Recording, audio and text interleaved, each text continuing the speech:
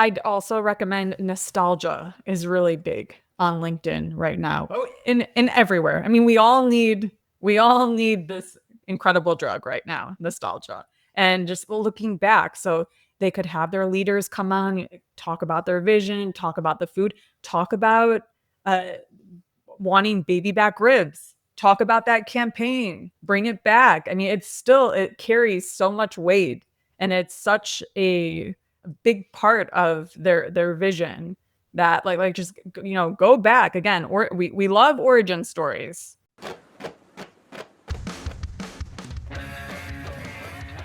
Oh yes, this is the Hardcore Marketing Show. I'm Casey Cheshire, your host for this epic journey. Today's show is sponsored by Ringmaster, on a mission to launch B2B podcasts that create relationships, generate revenue, and drive growth. Ringmasterlive.com. Bam.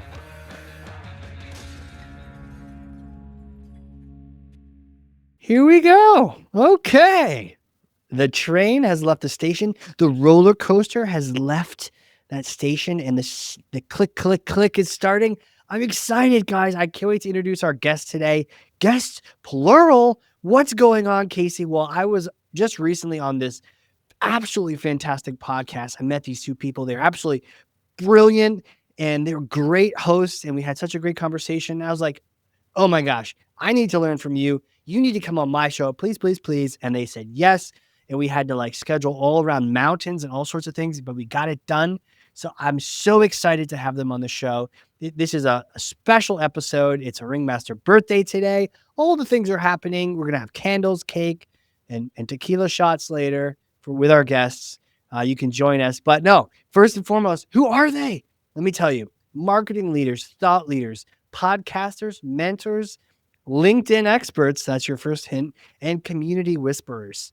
My first guest is a recipient of the LinkedIn's America Award back in 2018, grew this underperforming book of business 180% above where it should be. Crazy. My other guest hosted LinkedIn webinars with thousands plus of global attendees, including some tech roadshows, some educational roadshows that have contributed millions to revenue growth each year, and 50 plus clients. Oh my gosh, co-hosts of the Making of a Marketer podcast, senior content solutions consultants at LinkedIn, Jess Nickerson and Andy Pondillo. Welcome to the show, guys. Thank you, Casey. That's the top intro I think I've ever received in my life. So we're excited to be here. I was just thinking maybe Casey should do our podcast intro for the Making of a Marketer. This is great. Yeah, totally. Oh man, your show is great. We're going to link to it. So right away, people should go and just link and just add that to the mix because you have some great conversations and some great guests, I will say, on your show. Mostly myself, but other great guests too. But yeah, let's get to this. So we like to start off the show with the same question every time. And I know you guys have already, shot for it and we know who's going to answer first, but let me pass you this thing. Andy, this is coming to you. It's heavy, but you're from LinkedIn, so I know you're tough. So here it comes. Okay. I don't think I can hold the Thor hammer. Don't you have to be Thor to be able to hold this? You can. I'm imbuing you with power. All right. I'm like virtually grabbing it right now. I'm trying to hold on. You got it? Okay. Andy, take Thor's hammer and smash for me some kind of marketing myth, a bogus strategy, a misconception. Set the record straight once and for all. So the largest myth that exists in marketing today is that people care about your production value, your dollars spent, and go on the platform being like, hey, that ad we saw right there, tons of money spent, actors, actresses, things, bells and whistles. That's what they care about. That's the biggest myth I see right now. And I see over and over again as I audit accounts across the nation. Dang. And I love this because you two are wizards in the high tower of LinkedIn, seeing all us mortals do things wrong and seeing us do it right. And so what is this? They're just obsessed with production value, like it has to be some giant $1 million spend? I definitely think there's a box that's almost checked. And this goes back to maybe old school television style marketing. And even when I was in school, there was a lot of the commercials we studied, the tactics we studied. They were very high production value. You remember who was in it, what actor it was. And, I just feel like when you scroll through media today, while there is that, I'm not saying not to do it, but my brain immediately, Casey, is if I spent $1 million for a commercial, but then I only spent $20,000 for the ads, could I have spent 980,000 more dollars on ads and limited the amount of production I put into that commercial unit? Can I justify how much oomph I put into it? When I look at other accounts, one will be like Chili's, for instance, right now, that has grown to have a record year after dabbling a lot more in authentic style marketing with influencers. So I'm always trying to think, is there a cost efficiency there? Does the audience really care to the amount that you're spending? Care, yes, but do they care to that level? I'm not sure if I can vindicate it. And that's where I often kind of have these tussles with my marketing recommendations we make. Man, let's go. Jess, what's happening here? What, Chili's is running away with it and they're not dropping giant stacks of cash in the production let's side? Let's just be clear here. As LinkedIn employees, we want you to spend $1 million on LinkedIn. Yes. On the ads. Yes, on the ads. We're all about it. But as Andy was saying, what we're seeing though is it doesn't have to be high production value for it to really resonate with your audience. So like Chili's, we've seen it with KLM as well. KLM did this incredible campaign years ago where, and it started a trend where literally they used one of their interns that followed their CEO on a road trip, or I guess I should say a flight or a trip, because of course they were on one of the planes, all of that jazz. But the best part, and it just like, it literally went viral. He was the intern was in bed and taking a selfie. It was 4 a.m. and, he was just waking up and he says, the CEO runs every morning before his meetings, no matter where he's at. So like literally in bed, shirtless. So I mean, this can't get any more low production value. And it's just saying, man, I got to get up because the CEO is doing this every single morning. And he joined them, and, so that he took the video series to a new level. And so that's what we're seeing. Low production value actually can resonate better because it's real, especially now in this age of AI. We're craving real. We're craving authentic.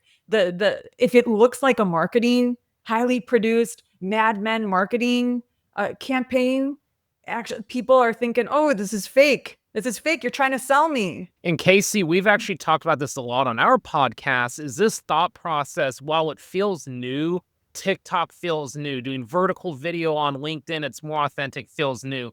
The mindset isn't. People have been gravitating towards this style of content since the Blair Witch Project dropped and Survivor dropped and the Real World dropped. It was super low production, but because of that, it felt more real. So what we're not saying is like to go super unprofessional. You don't have to like go shoot the Blair Witch Project and like make an ad out of it. But how can you do more with less? And if there's like this bucket of dollars, wouldn't you rather put it into the ads themselves versus, beating yourself down, having the highest production value? So like that's what I try to think about often. You know what? Like so many times I see this even with podcasts that we launch for people too. It's just they spend so much time thinking about and probably overthinking about the content itself that they don't put any thought into distribution, right? And so I'm with you, like flip that. Put that, get the good content, authentic content, but then, hey, throw that money at a good platform like LinkedIn so that more eyes can see this authentic conversation. Yeah, that makes so much sense. Why don't you think more people are doing this? Oh boy, this is a loaded question. Yeah, like going and we always like to say that marketers are either sociopaths or therapists. Today, I'm going to put my therapist hat on for this. I think it's because, again, there's analysis paralysis. It's fear of making a mistake. They don't want to make a mistake because now we're seeing audiences, especially on social, people have their opinions, and they are sharing their opinions, and they are very loud and clear, and you can get canceled from, or you can get serious backlash from doing something in marketing these days. And yeah, so it's like, yeah, this fear of, oh man, I don't want to make a mistake. And we like to talk about too, like, don't look at it as a mistake. Again, going back to the audience, always focusing on your customer, focusing on the audience. Use this as a learning opportunity. Use this as a chance to better understand and know your customer. And I think sometimes what I see when we do our workshopping, a lot of times it's asked, what is the best in class or what is the top performer doing? So we'll take it to maybe retail goods, CPG, Coca-Cola, Dunkin' Donuts. They are leaders in their category to where they can take as many risks or not as many risks as they would like. They will likely outbid all of their competitors just because proxy of having more than what everybody else has. So sometimes what I think happens are companies see this model of throwing the actor in, having Ben Affleck in the Dunkin' commercial on the Super Bowl. Great product. I think it resonated well. Everybody's talking about it. But then again, Dunkin' can do just about anything and everybody's talking about it. And they do actually get pretty risky. So I feel like people start to follow these large brands, and it happens a lot in the B2B space too. They try to emulate them. It's very hard to do that if they're the market leader in spend. So you're trying to play keeping up with the Joneses, if you will, and marketing. And I think that holds a lot of companies back because they're not really coming up with their own ideas and their own styles. And to Jess's point, it only takes one screw up. If you aren't at the top of the game and you screw it up a little bit, who gets, in trouble for it? It's usually the marketing teams. There's a lot of risk-adverse marketing. The easy thing to do is go back to the 30-second commercial and follow the template, which I learned really well in broadcast school. I bet that's why I have to just tune out every car commercial, because they're just like, look, car with shiny exterior driving around a closed course that, and you kind of just want it to run off the road just for a second, just so it's just not the same template every time. But you're right, the fear, but I love the idea of transforming that fear into a test or an opportunity to learn. So you mentioned workshops. So do you have these super secret squirrel LinkedIn workshops where you help people out? Can you tell me more about that? Jess is the master at these. So Jess actually taught me how to get things out of people and get them to think differently about how they're doing their marketing. So Jess, I think, am I allowed to call you the architect? Because you were long before me when I am doing these types of things. Sure, I'll take it. We can add it. We can add it to the LinkedIn profile. Love it. But no, I think the real magic though is we try to just get teams to talk about things. So the discussion we're having today, Casey, is kind of why are you doing that? What do you want to do? What was your passion in marketing? How do you get that out of the team? And I think in today's marketing lens and performance marketing, a lot of times it's very task oriented. It's very much, are you hitting this goal? Are you getting these assets delivered on time? And there's not a lot of slowdown for creativity. So I would almost say we almost try to slow the pace down a little bit just to talk. And we find a lot of power in that, mix and match with data examples, things like that, but stuff that kind of brings the team together.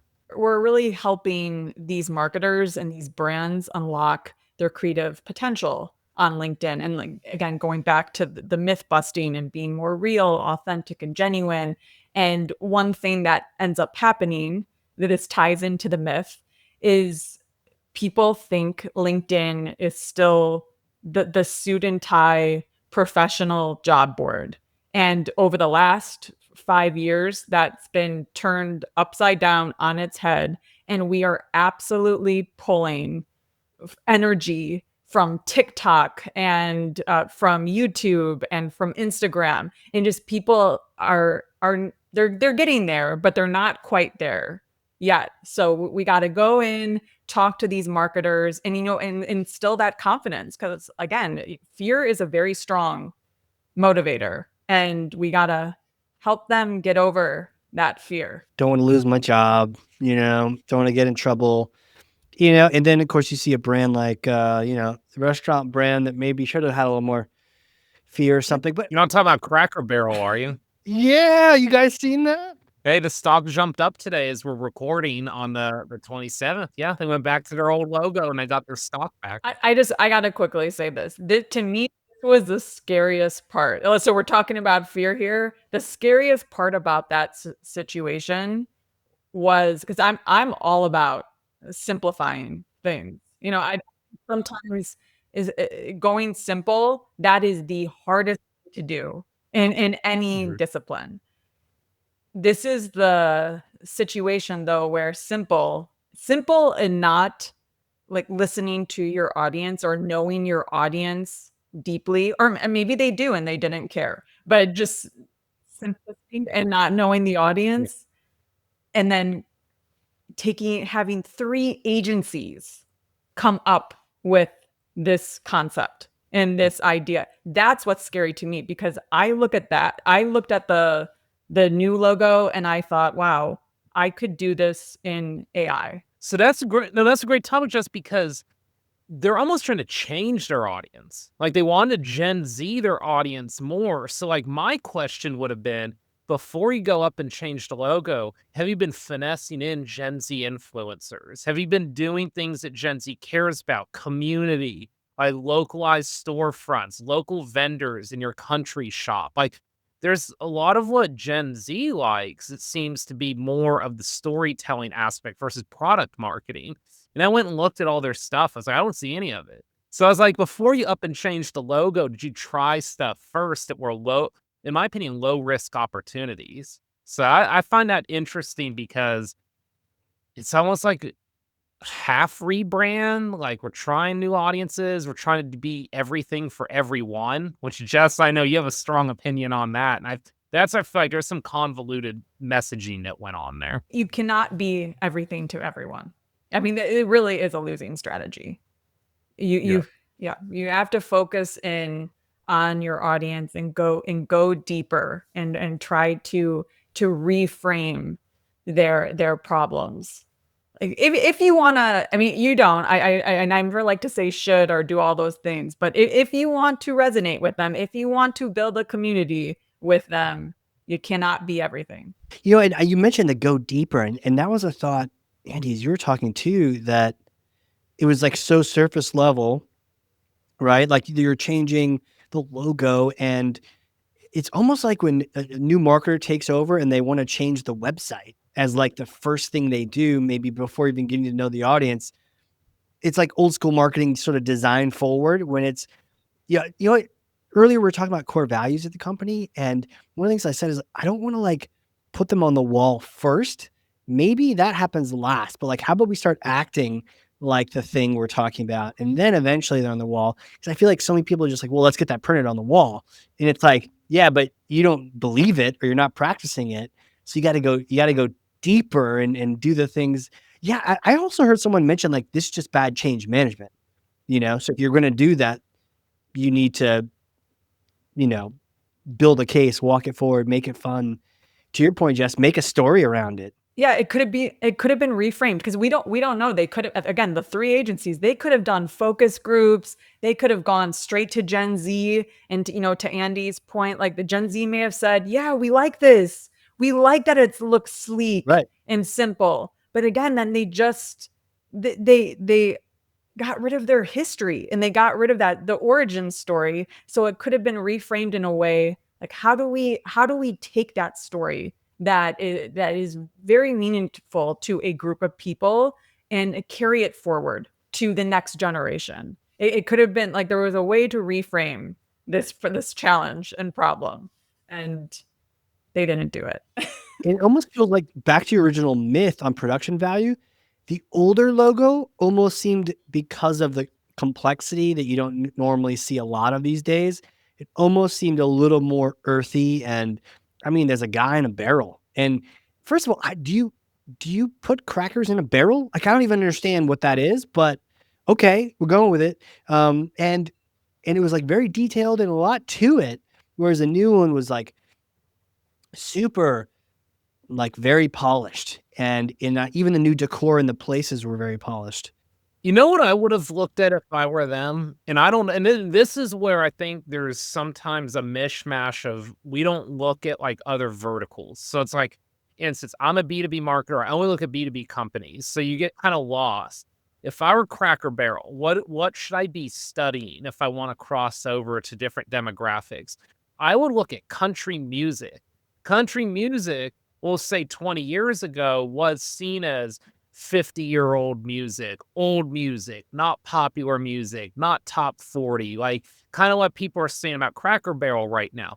Now look at country music. It's broken into all top 40s. It's pop, it's cross genre. It's got Jelly Roll in there, who used to be a rapper. We all know about Taylor Swift. Like it's like loosely country. So like if country is like, look, that's kind of what I read into it. They're like, in their opinion, I think they felt country was like older demographic. They needed to eliminate the country aspect to get to Gen Z, which I think they could have kept country. To Jess's point, that's their story. Cracker Barrel is like, Southern style brand. But look at country music. What are they doing to break through? If I were in a study group, I would have gotten completely out of the restaurant industry. The chain restaurant industry outside of Chili's is a hot mess right now. No one's doing well with Gen Z. So I wouldn't, unless it's Chili's and that's new that they've started to make this uptick, I would have gone elsewhere to figure out how we're kind of branching to a new audience, if that's the objective, and sounds like it was. See, that's brilliant. Man, brilliant to look at country music. Well, let's transition to, let's talk more about Chili's and that campaign that you were seeing on LinkedIn and the authenticity of it. How does that contrast to some of the things that Cracker Barrel was doing? Like, what were they doing on LinkedIn? What kind of content were they creating? It's mostly TikTok. I would like if they came to LinkedIn. Like if Chili's is out there, you've got my stamp of approval. You're missing out so much. Come on over to LinkedIn, drop some ad dollars. TikTok, come on, hey, everyone TikTok, but come on over. But anyways, what were they doing on TikTok? If I were Chili's on LinkedIn right now, I would have their executives talking about their products. McDonald's CEO Chris does an excellent job of this. That's what I would be doing, kind of like, the development of the products, kind of the experience. I would take like the thought leader strategy or creator strategy and try to implement it into their leaders to talk about it. But furthermore, what's happening on TikTok is a lot of Gen Z influencers are in on it. From what I know, they utilize kind of your macro, but they also use kind of like your local style, like food blogger influencers. And it's kind of like they go to these like bougie brunch spots and they go to some of those nice coffee shops and Gen Z it up. And then they're like, jump on a video and they're like, hey, you've been sleeping on Chili's. And they show like their food and whatnot, the experience. And it's been working for them. They tried something different. And it's the same thing you said, Casey, when it comes to car commercials. I couldn't tell you the difference between a Golden Corral, TGI Fridays, Applebee's, or Olive Garden commercial if I saw it on TV. It's not a knock on any of them. They all use the same playbook that used to work, and it probably doesn't work anymore. So Chili's went heavy influencer route, and I think they've just been really had a lot of conviction and some consistency behind it. And I'm starting to see that help them. I'd also recommend nostalgia is really big on LinkedIn right now. In everywhere. I mean, we all need this incredible drug right now, nostalgia. And just looking back, so they could have their leaders come on, talk about their vision, talk about the food, talk about wanting baby back ribs, talk about that campaign, bring it back. I mean, it carries so much weight, and it's such a big part of their vision that like just go back again. Or we love origin stories. How would you translate that to B2B? Is there a nostalgia that you or other themes you might run with on the B2B side?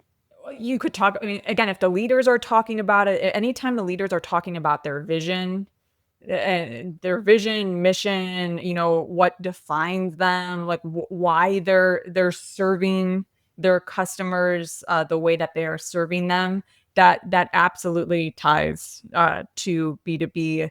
You could talk about, I mean, you could really get tactical. We've seen this too with other restaurant brands. I mean, just talking about corporate, like holding corporate events, like, I mean, really getting to it and thinking about like from a corporate standpoint, like what does Chili's have to offer? And there's a lot of ways in which you can go.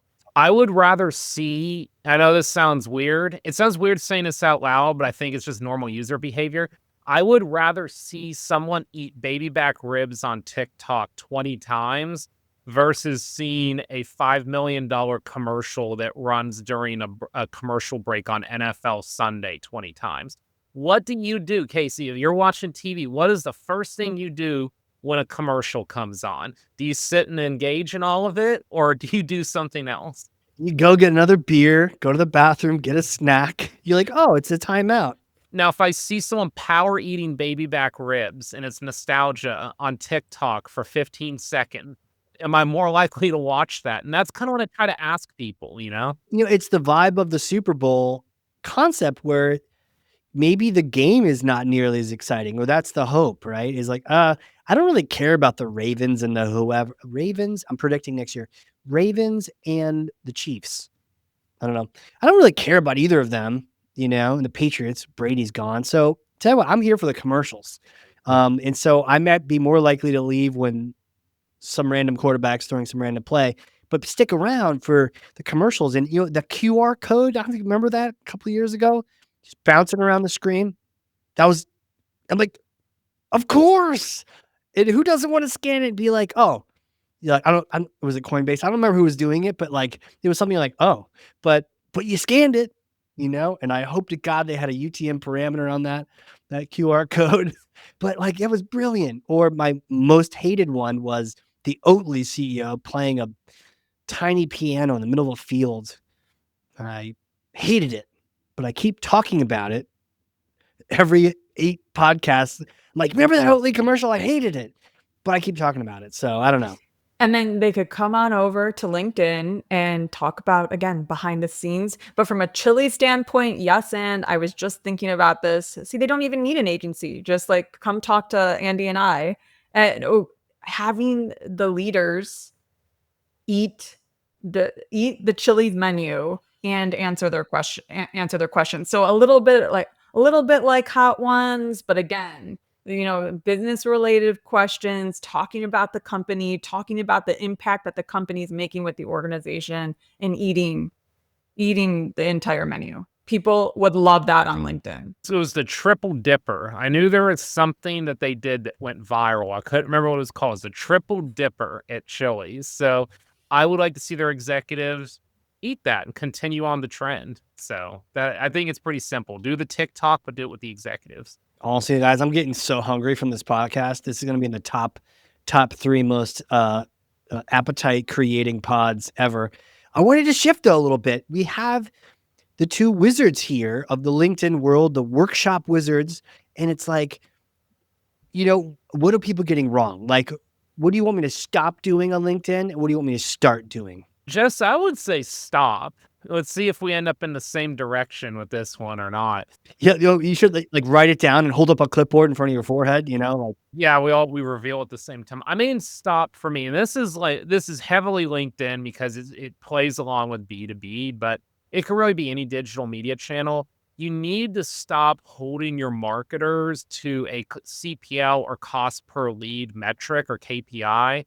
Just the way the market works. Just think about, we'll go to Facebook in 2015. There was times I was running ads and I was getting 20 cents per click. 20 cents per click is never coming back to any paid network. It's just not, it's too much inventory now. Same way to think about leads. So leads, you can do all the things to get that lead cost down. You could have the best creative. You could have the best message. And then maybe the next year it goes up a little bit. Maybe it doesn't, maybe it does. But generally we find with any channel, including LinkedIn, that it doesn't usually go down over the course of 5 to 6 years. And a lot of times it's a lot of stress it's put on our marketers because they're not hitting some sort of KPI.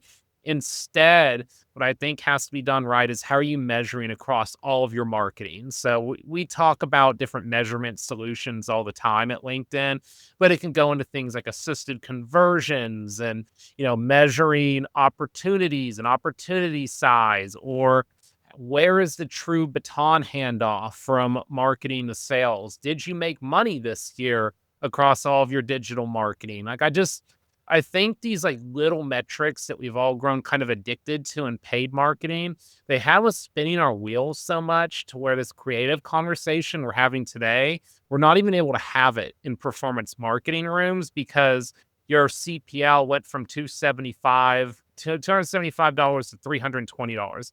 In the grand scheme of things, even if you have less leads in a B2B marketplace, it's dependent on if sales can close. It's dependent on if the product's the right fit. It's dependent on economic situations. Like, there's so much beyond leads. We're trying to do the best we can, but how does it ladder up and how are you measuring everything in between?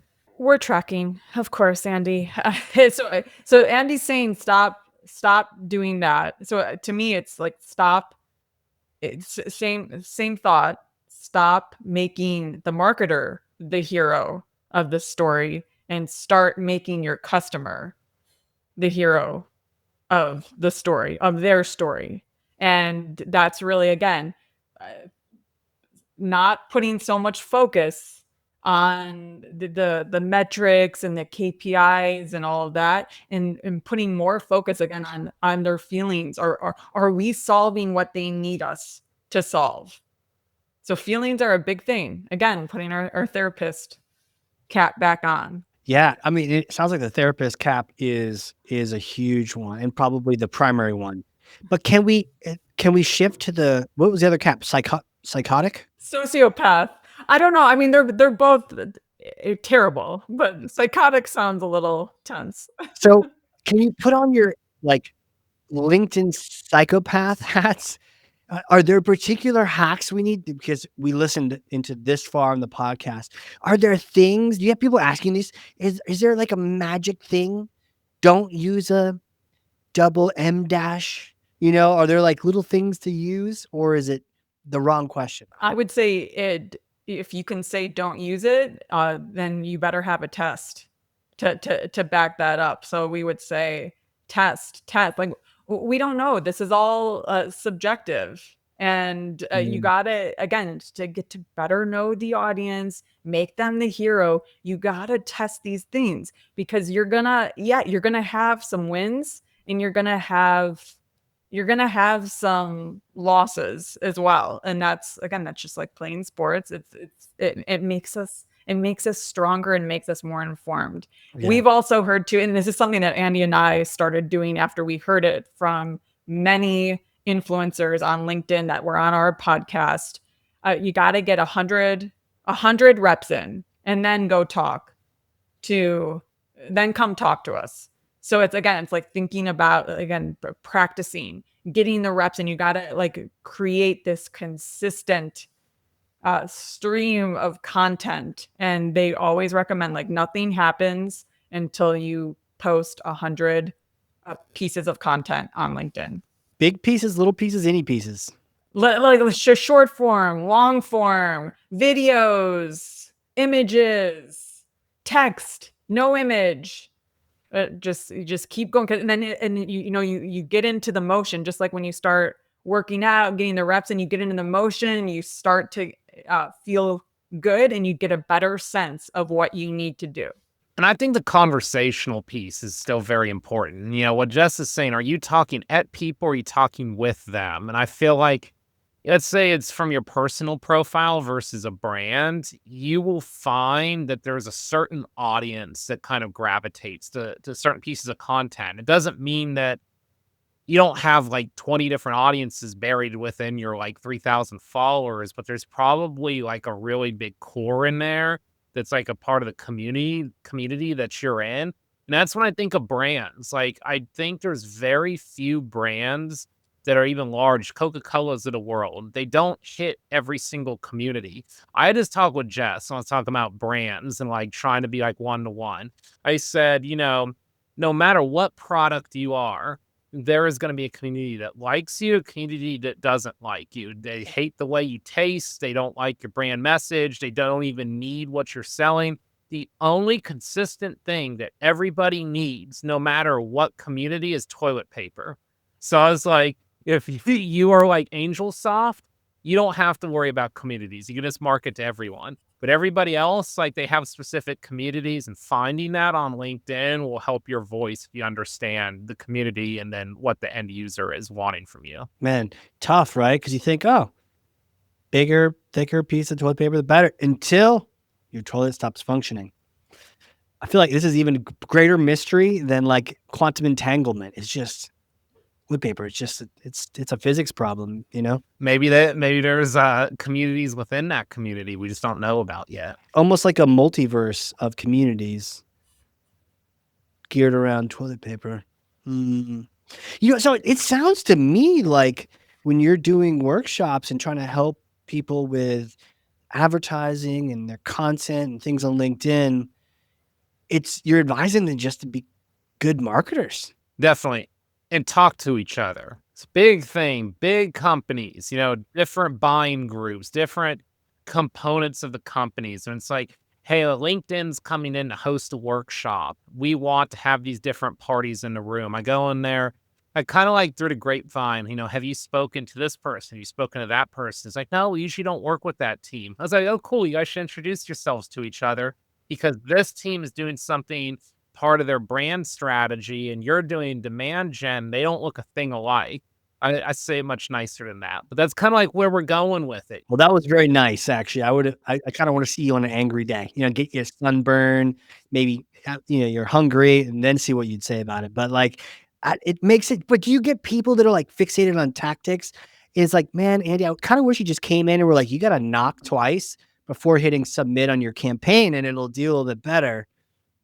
You know, don't worry about getting to know your audience or being authentic. Just like, you know, make sure your bulleted list has 4 bullets and not 5, and don't use emojis because of the algorithm. I mean, we get that, Jess, but I'm pretty early on. Like I say that there is no exact like answer to this. Like you have to, and I will say it in mine, is that you have to get out of like this mindset of there being some sort of template. There will never be a template. And as soon as you figure it out, the next TikTok of the world, whatever that is going to be, because Instagram creative or Instagram style is what took over for the longest time. Then there was TikTok, and whatever is coming next will change the whole field. So it's like, I can't give you the template, you know, to follow word for word. What I need you is to give me your story, and then we could start to think about what the possibilities are.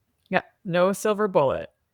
You got to get out there and like what Andy's saying and talk to talk internally and then also talk to your customers. Maybe you don't have a UX team. And if you do have a UX team, go out there with your UX team. I like to say like hit the streets. You know, and the best case study to this, Casey, is getting a lot of pub in the social media community right now. Duolingo, their social media manager, Zaria, very big public face in the community. She just left Duolingo to get a director's position at DoorDash. She in 2020 comes to Duolingo. Barely anybody's heard of it. Rosetta Stone, that's like the thing in that world.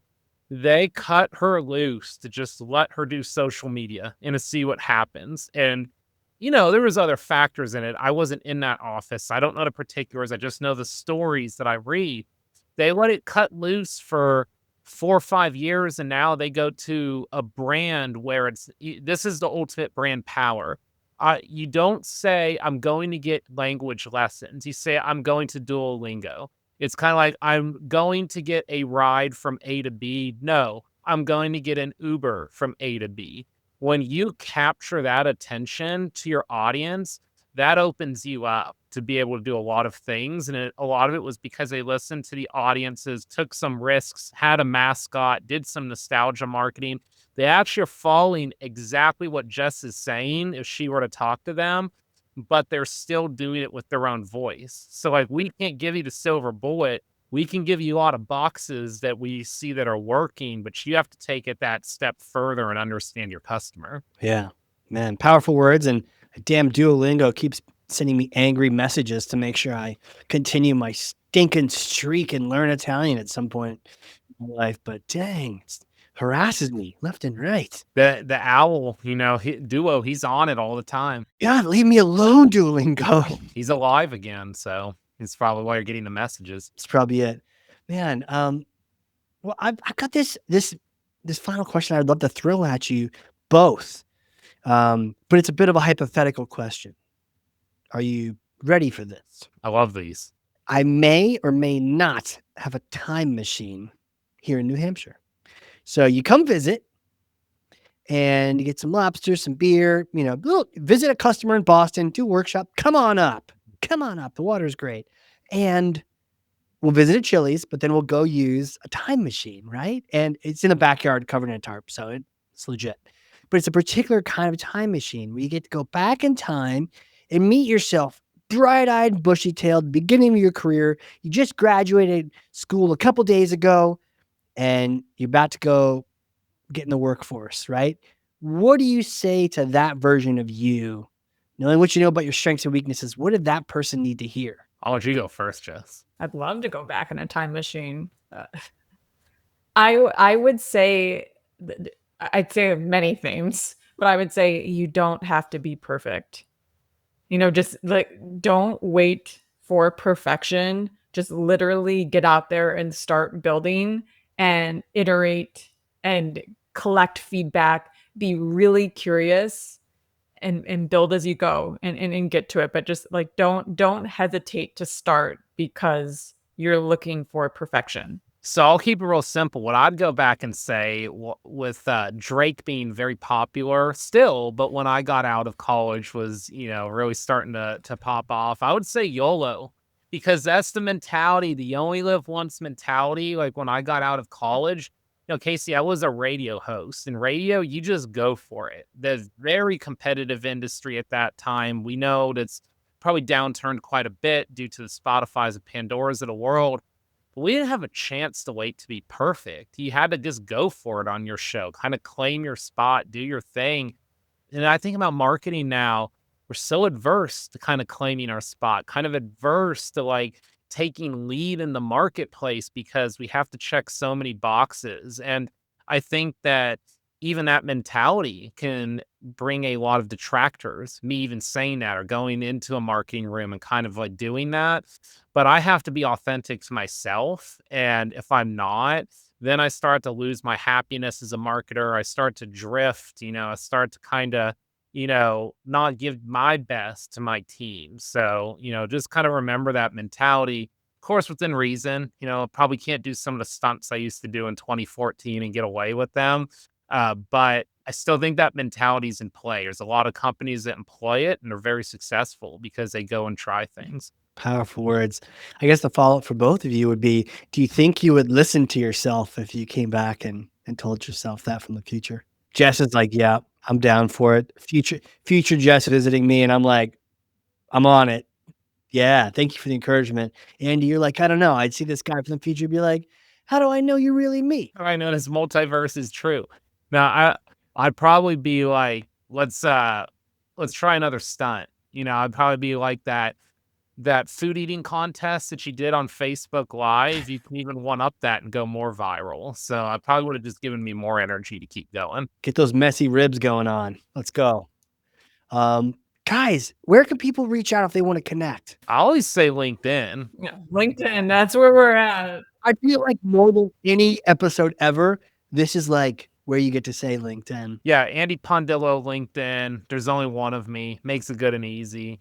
I say the two channels, follow me there, but if you wanted to see like cat pictures, Andy Pond 7 at Instagram. I don't post a ton there, but I have a little more fun on Instagram. The other channels, I'm just lurking. I'm not doing a whole lot on those. So if we want to engage, LinkedIn is the best place. Same. Jess Nickerson. There's multiple Jess Nickersons, but I'm only on LinkedIn. Yeah, we will find you and we will link to you from the show notes. People can just click right through. And Andy, I want to encourage you to have a low production value and put those cat photos on LinkedIn and just see what happens. I show up every now and then. So yeah. I'm sure they do. That's awesome. Well, guys, thank you so much for coming on here. I feel like this was truly a LinkedIn masterclass, and not in the way that people might be suspecting as we clickbait them to get on this in the first place. But they're going to be reminded to be good marketers, be authentic, and actually listen and plan and understand who your customer is. Be real. So thank you so much, both of you, for coming on here. No problem. It was an honor to be on here, Casey. And we can continue the LinkedIn conversation. If you heard something you like, please tune into the show, The Making of a Marketer. We talk a lot about this kind of stuff, and we go to some interesting places. So keep it on with us. And if you like the conversation, there's a lot more of that. Oh, I love that. Again, we'll link to that show as well, so people can just click right through and subscribe on whatever platform you are on. And if you're listening to this and you learned something, and I know you freaking did, because I literally have 2 pages of notes front and back over here, then share this with someone else. 1 person, 2 people, 3 people, 9,000 is cool too. But even 1 person, that's thought leadership. Who needs to hear this? The next time you see crappy LinkedIn marketing, put this link in the comments.